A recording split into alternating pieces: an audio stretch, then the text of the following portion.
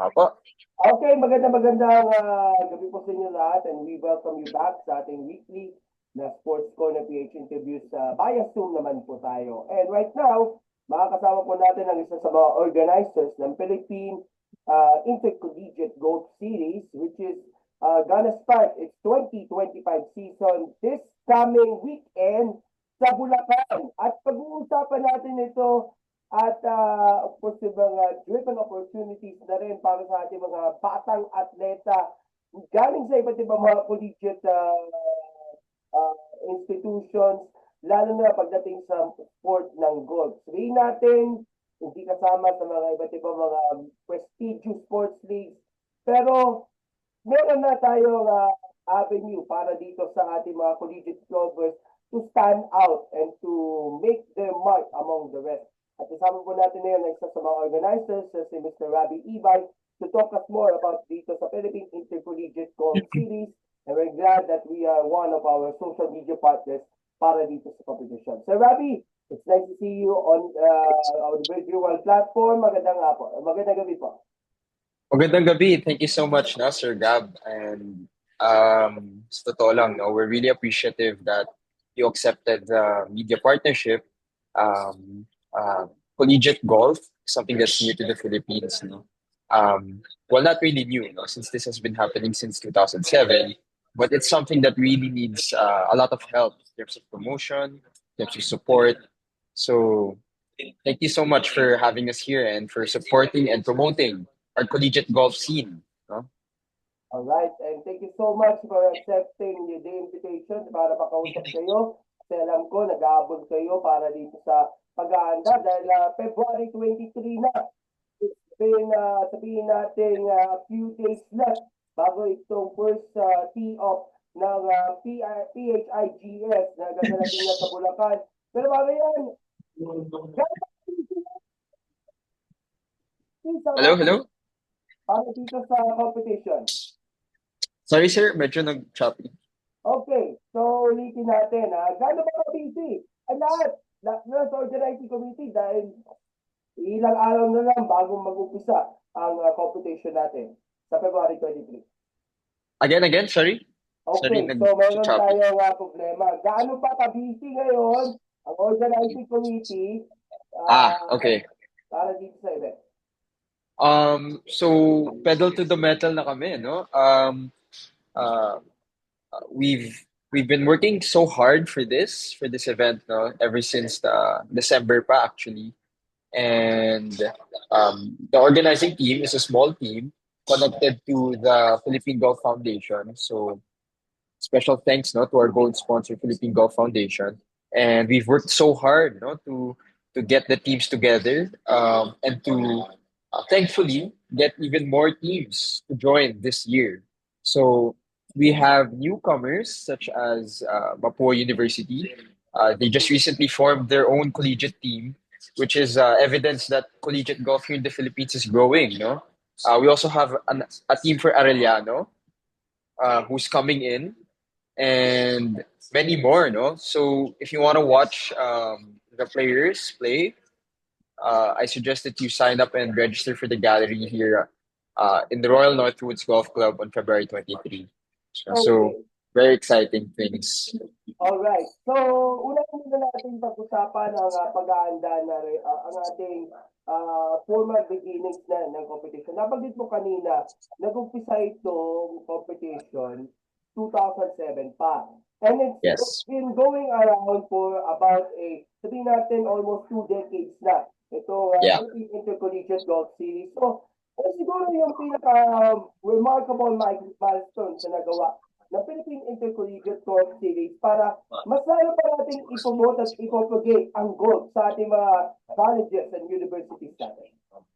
Actually, no, before us, Philippine Golf Foundation talaga yung nag-handle ng Intercollegiate Golf Series. No? And if it's been going on for quite some time now. But I think the recent boom in collegiate golf really stirred up interest in creation of different golf teams. So before this was this started with the UAAP schools, UP, Ateneo, LaSalle, before UST didn't have a golf team, but now they do, So it has been growing ever since steadily, but it's really after the pandemic that really brought about a boom in golf here in the Philippines. And I think it started with UP creating a golf club and a golf team, which was a big viral fiasco, and then um, it just got revived. The intercollegiate golf series got revived, and um, when I was uh, when I was just golfing around, I started to play golf.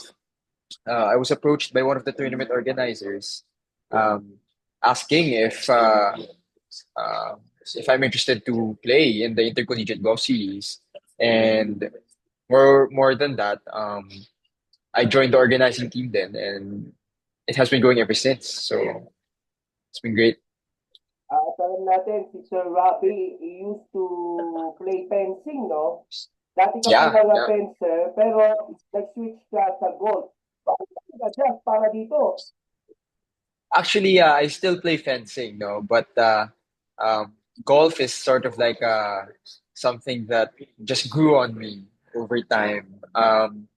It has also, I would say, helped my sport, no, my original sport, fencing. I think that I can attribute some of the improvements in my original sport through golf because golf is a game that teaches you how to relax, no?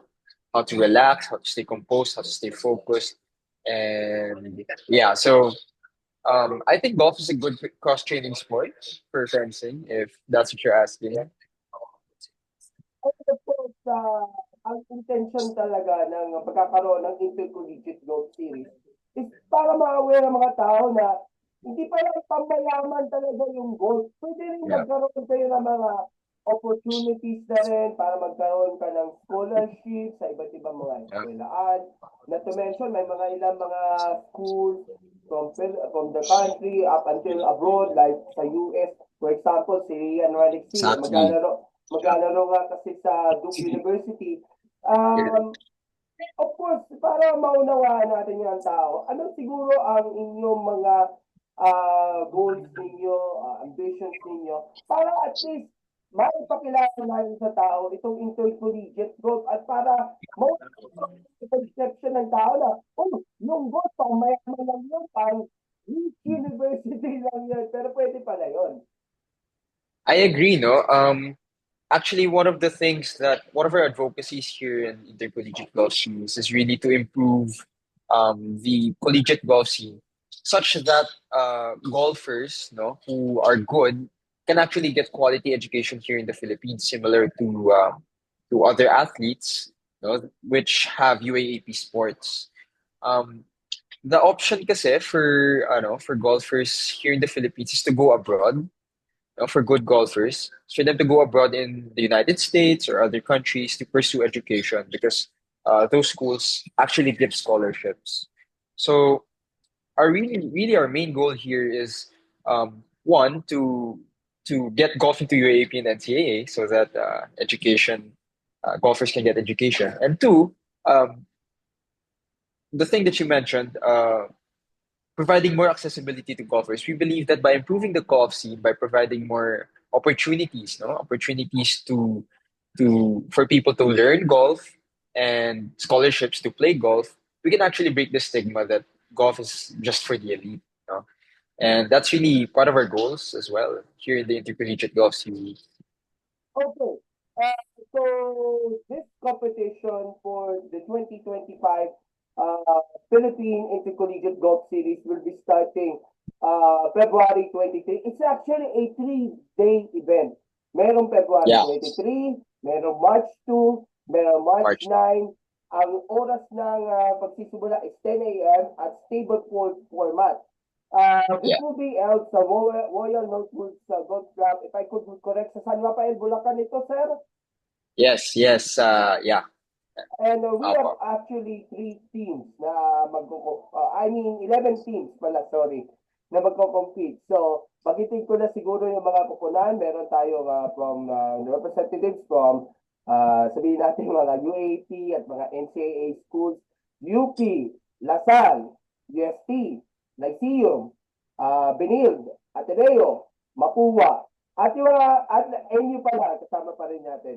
At meron din mga uh, non-UAP NCAA schools, merong Enderan, Lasal Las Marinas, at hindi doon, kasama din pala yung University of Cordillera na Opo, so opo. medyo pagkalayo-layo na yung ating mga good teams na nandito. So, siguro, to be sure to have some details na lang. Even to nabanggit ko na mga basic information about dito Okay. sa ating first leg natin. Okay. So, the Intercollegiate Golf Series, no, is a series of events that entail basically the collegiate league. So it has a lot of competitions with different formats. And the most upcoming one, this coming February 23, is the team event. So the collegiate golf teams have to form a team for men's and women's, and they will compete for the trophy. So for the format, the format is Stableford format. So how the Stableford format goes is that each team has an opportunity to play a hole and to accumulate a number of points. The most points accumulated out of the three legs of the competition will win the tournament. So, um, yeah, for men's teams, they consist of four men's, and then the top three scores will be counted. And then for women's teams, it will be three players will play, and then the top two scores will be counted. So yeah, all of those schools that you mentioned, they will be fielding teams, and they will be meeting and competing on February 23, March 2, and March 9. Okay. So, ang gawa naman, dahil 11 ang kupunan ngayon, parang dumami na yung mga teams na pinadala na natin dito sa Intercollegiate Globe. At it is a sign na rin para at least maikayot din na mas marami mga schools to put up Globe o Golf Club to sabihin natin to recruit yung mga young Yeah, golfers natin, lalo na sa June Golf. yes, exactly, exactly. No, just to add, no, with what you said, we believe that it's possible. So that's one of our beliefs that it's possible to create for golf to be part of UAAP, and we believe that um, golf can also be part of NCAA, and that's the we're not just forming the league, we're also supporting the schools actually to create their teams and their fundraising projects, to keep it sustainable and to promote golf here really in the collegiate scene. Palinawin ko lang yung sa table food format. Yung mga mas marami pang puntos para sa lahat ng teams in all events, yan kasi in all three legs will be determined as the champion ng mismong competition at itong tatlong araw na event, February 23, March 2, March 9, na three-leg tournament. So, ang pagbabasehan ba ito, yung mas maraming puntos? Yes, yes. So the teams, they have to consistently score points, no? And the top one team will be winning the championship. So they have to consistently do it for 3 Sundays. So it's not like I have a good day today, I'm gonna win the tournament. No, it has to be I have a good day for 3 Sundays. And top that, some schools um, have to deal with academics as well in between these days. So it's really the student athlete challenge for these athletes. At kailangan talaga yung collective team effort para lang Exactly. magkaroon ka ng titulo natin dito sa competition. Pero ang nakakatuwa naman dahil of course ang PHIG, sasabihin natin pioneer yung pagdating sa intercollegiate golf. Pero marami pa nakalimutan ng mga competitions natin.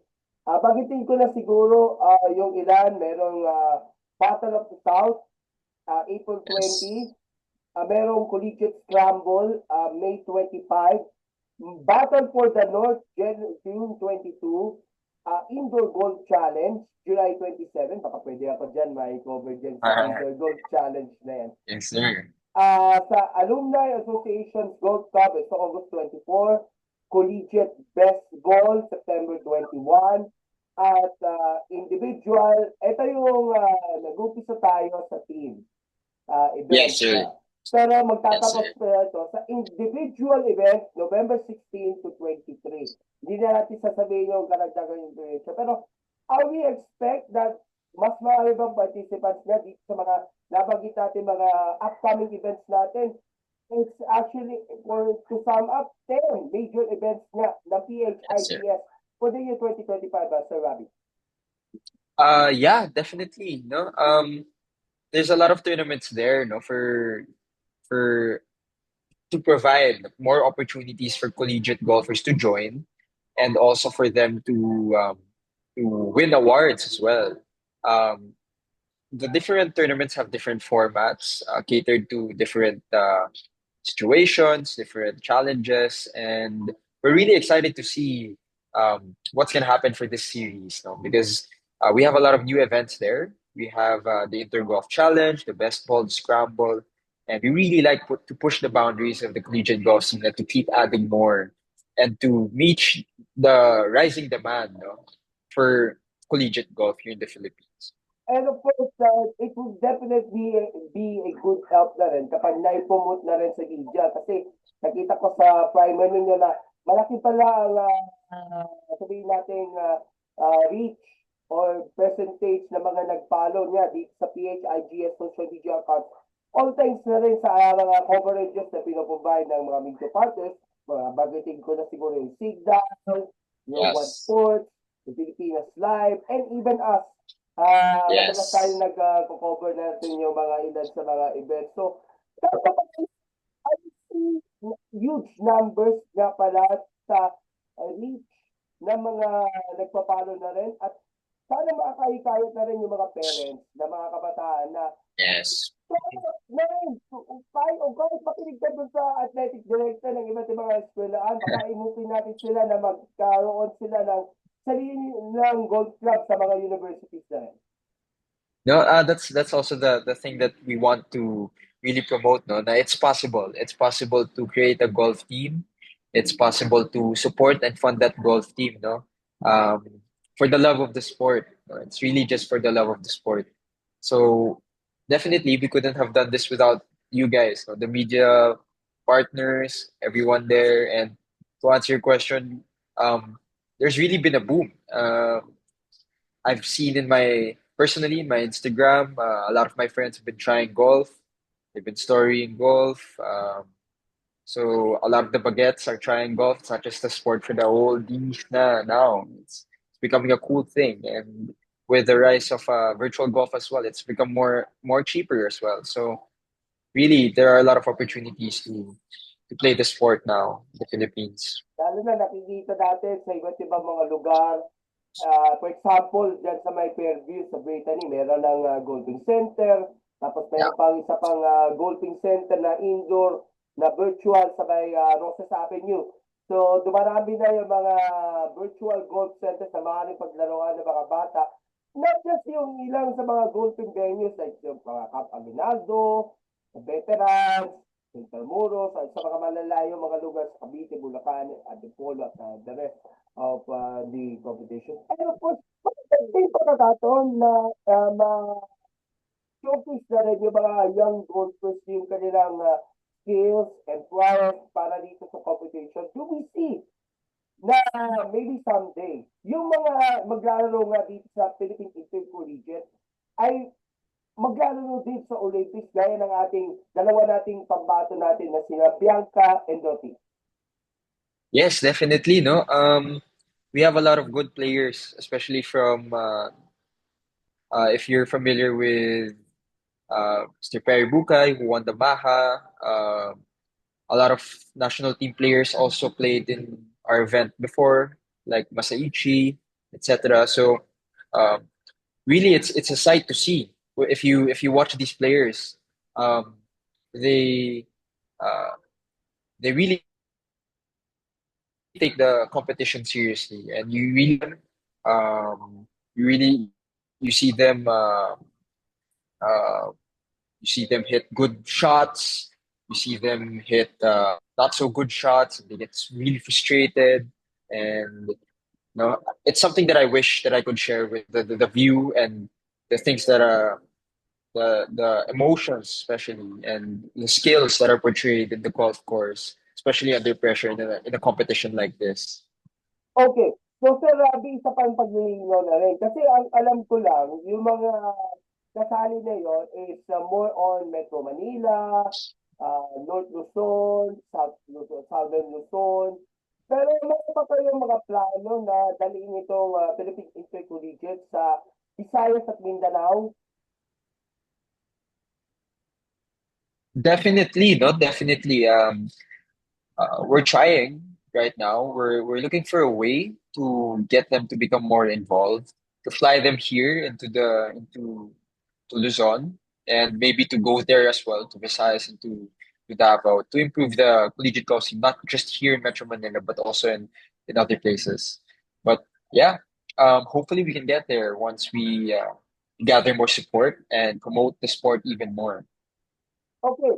So, as prices naman, para dito sa mga mananalong kupunan o mga pag-giveaways galing sa mga sponsors, magkakaroon din ba?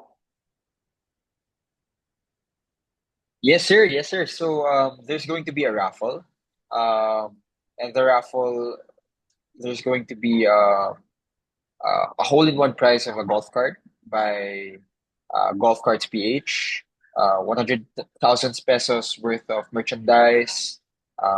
There's also a lot of merchandise items to be raffled out after the event show as well. So mostly golf products, golf balls, golf clubs, and golf equipment. And this competition is sanctioned by our NSA natin, yung National Golf Association of the Philippines. Um, well, we've been doing this for since 2007, and we're under the Philippine Golf Foundation. So So sa yeah, Philippine Golf Foundation pala kayo eh. Pero yeah. under NGAP din yung Philippine Golf Foundation. I'm no, not really.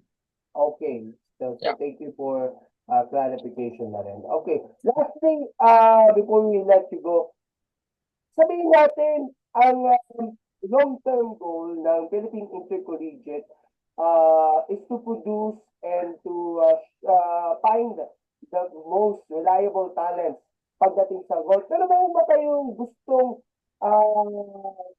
sabihin natin iba pa mga goal para dito sa ating Philippine Intercollegiate Golf Series na mag-uumpisa na this weekend? Really, it's to promote the sport, promote golf. Na hindi lang siya something na for the oldies, but also this is something that the young ones, the baguettes, can enjoy, and really fostering camaraderie. That one as well, because the tournament not only finds the best players as well, but it creates long lasting memories for the players, relationships and experiences, memories that are unforgettable. All right. So, well said. We really appreciated your efforts para ma-promote at mas lalo pa palaganapin ang intercollegiate golf sa Pilipinas. And thank you so much sa pagtanggap sa imbitasyon na maging sa media partner. Even though, ang problema nga lang sa amin, hanggang Metro Manila lang kami may cover ang mga events eh.